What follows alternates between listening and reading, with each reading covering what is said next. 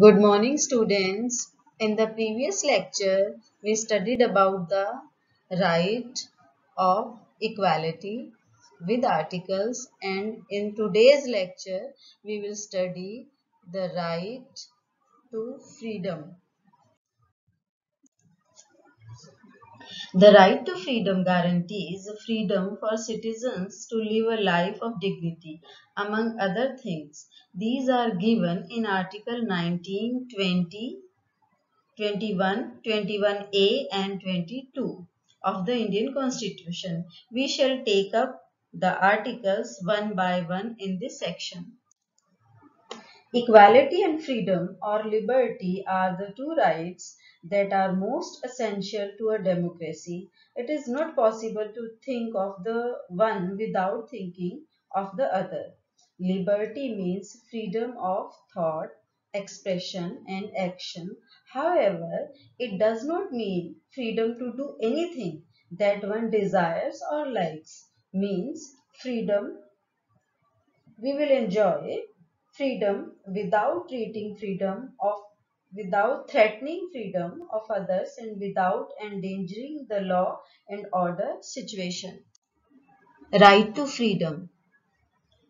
Article 19 guarantees six freedoms to every person. They are freedom of speech and expression. The state guarantees freedom of speech and expression to every person. However, the state can impose restrictions on the freedom of speech and expression in the interest of the integrity, security, and sovereignty of the country. Second, freedom to assemble. The state guarantees every person the freedom to assemble peacefully without arms. However, as above, reasonable restrictions can be imposed. Next, freedom to form associations, unions, cooperative societies. Next, freedom to move freely. A citizen of India can move freely throughout the territory of India, but this right can also be restricted on the grounds of security, public order, or for protecting the interests of the scheduled tribes. Freedom of residence. Citizens of India have the right to reside in any part of the country. Although restrictions can be imposed on the grounds of security, public order, or for the protecting the interest of the scheduled tribes. Last, freedom of profession. All citizens have the right to carry on any trade or profession or occupation. Article 20. Protection in respect of conviction for offences. Article 20 deals with the protection of citizens in respect of conviction for offences. Article 21. Right to life and personal liberty.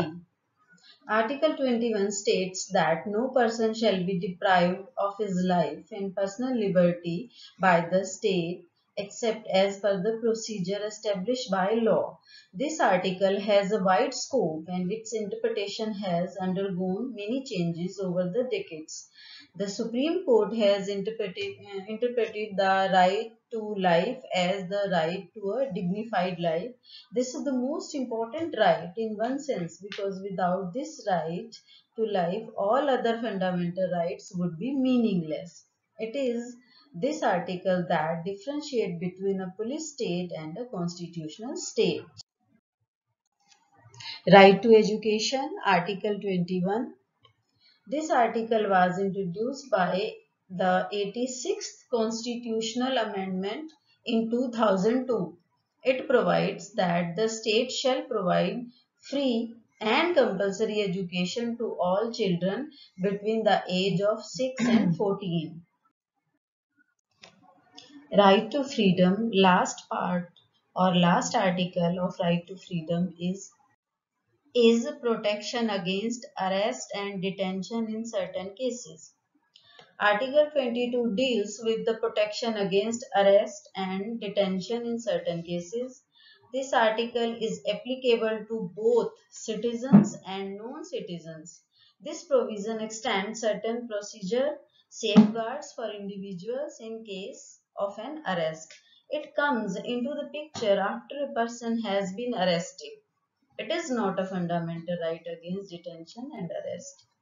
The idea behind this right is to prevent arbitrary arrest and detention.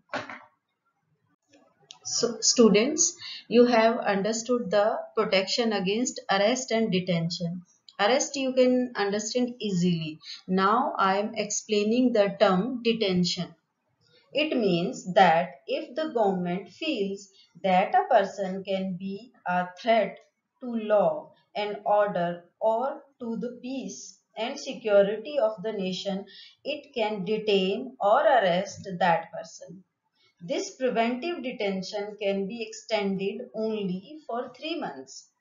After 3 months, such a case is brought before an advisory board for review. Clear?